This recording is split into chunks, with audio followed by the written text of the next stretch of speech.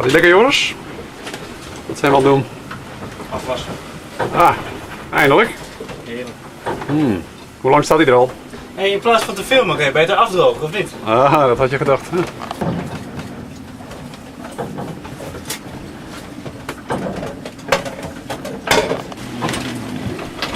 Nou, er staan nog wat restante afwas in de kuip, zo te zien.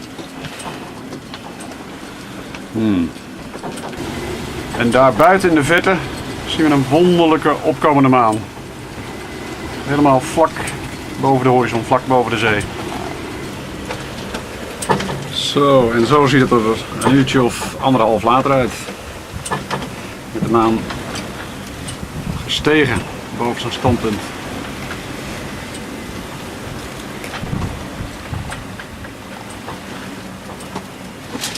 En Joris is brief aan het schrijven, of iets dergelijks. Is een notitie aan het maken.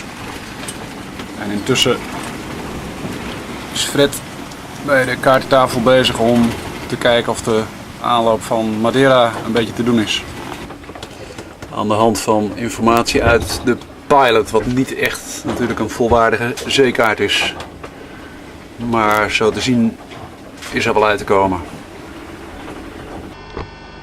Zo, onze radar laat een dikke bui zien, waar we net middenin hebben gezeten.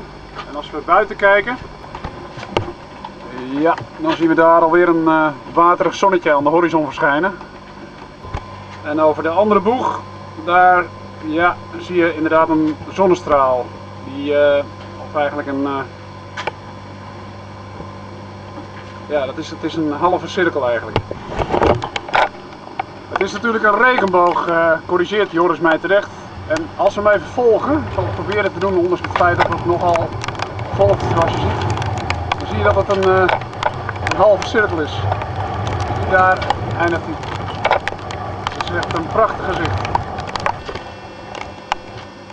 Nou ja, en om vrolijk te eindigen dan, tot slot, dan toch nog maar even de zon. Die, als het nog heel even duurt, aan het ondergaan is. Prachtig mooi licht in de verte.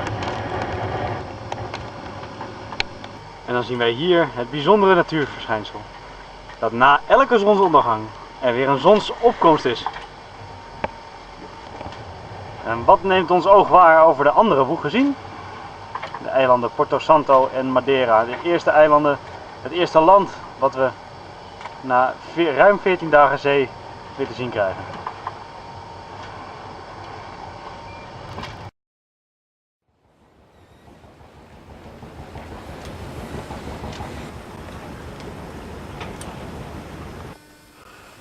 Nou, in Porto Santo de volgende dag. En het is de dag voor kerst, dus 24 december. En kijkers, eindelijk kunnen we weer genieten van allerlei verse vleeswaren en dat soort dingen. We zitten aan een brunch, een verlaat ontbijt, want Joris is net om 11:12 zijn bed uitgekomen en is meteen maar begonnen met het versieren van de kerstboom, zoals je ziet. Een hele passende omgeving om dat te doen. Ja, zo gaat hij wel. Nou, het ziet er geweldig uit, die slingers. Neemt in ieder geval niet te veel ruimte in aan boord.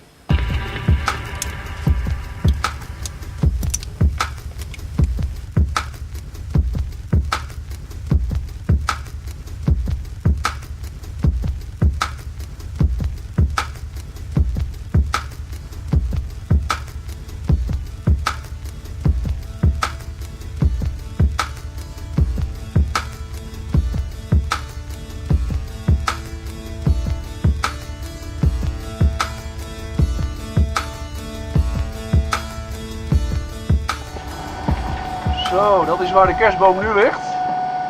We zijn onderweg van Porto Santo, waar we inderdaad de kerstdagen hebben doorgebracht. Een vulkanisch eiland, waar we natuurlijk ook een van die vulkanen moesten beklimmen. In de richting van het hoofdeiland van de archipel, en dat is natuurlijk Madeira. Madeira staat erom bekend dat het iets minder zonnig is dan de plaats waar we net vandaan komen. Nou, we zullen zien. Gedeeltelijk lijkt het beeld in ieder geval tot dusver wel te kloppen.